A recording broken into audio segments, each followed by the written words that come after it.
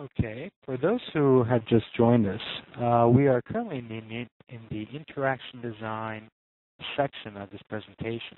If you're not there, please click on interaction design up on the top toolbar, and you'll find yourself there shortly.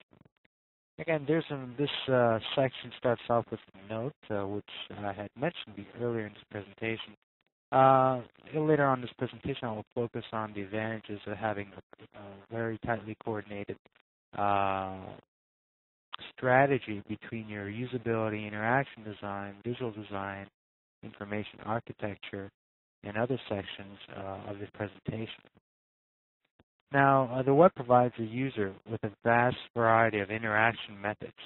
You have chat, video, audio, multimedia, text, graphics. You can access the web over a cell phone. You can even get the web to make calls for you, etc., etc.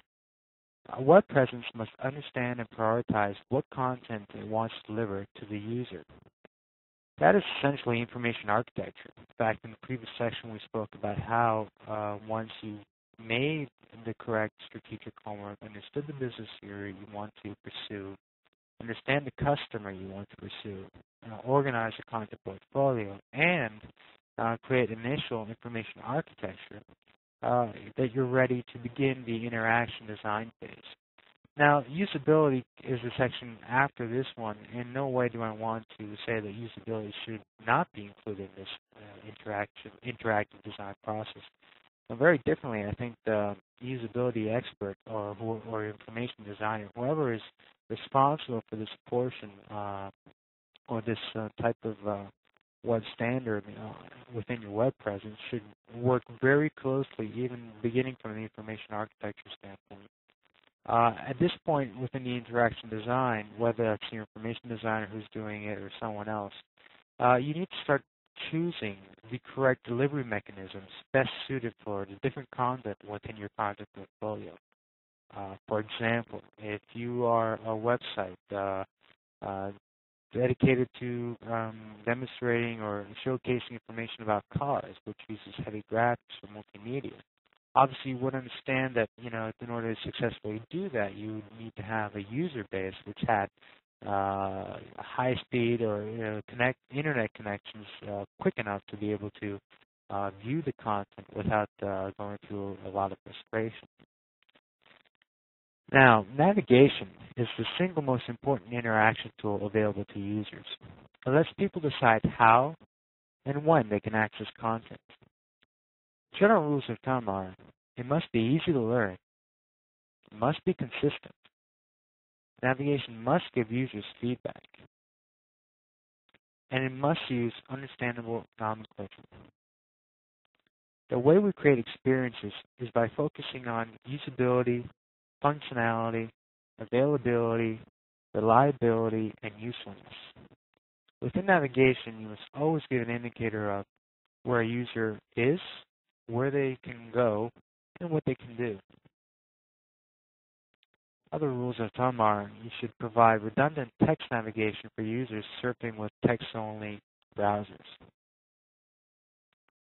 Now, the designer's primary objective should be to highlight the most important elements of the site.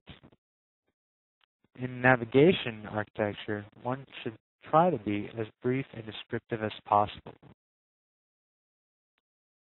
When creating a navigation design, it will be very useful to construct workflows to show how a particular transaction occurs. Another reason why workflows are useful is that it will enable you to view your user's main paths through your site. Again, navigation, I cannot stress the importance of navigation enough, because a lot of websites treat it as a side tool. A lot of people criticize sites who have, preponderant navigation. But come to think about it, if you must definitely create either whether it's a 2-tier or 3-tier a solid navigation system if you have any ambitions to either host a large site or even grow into one in the future. At this point,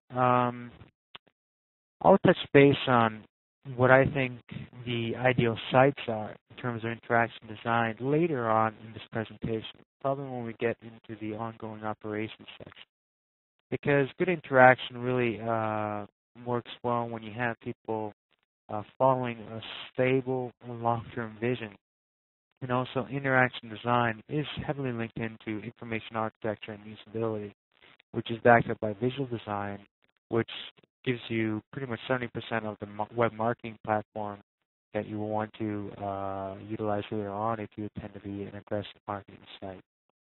At this point, I'd like to prompt you to move back onto the top of the screen and go on to the next section, which will be the section dedicated to usability. I will give you approximately 5 to 10 seconds to get over there.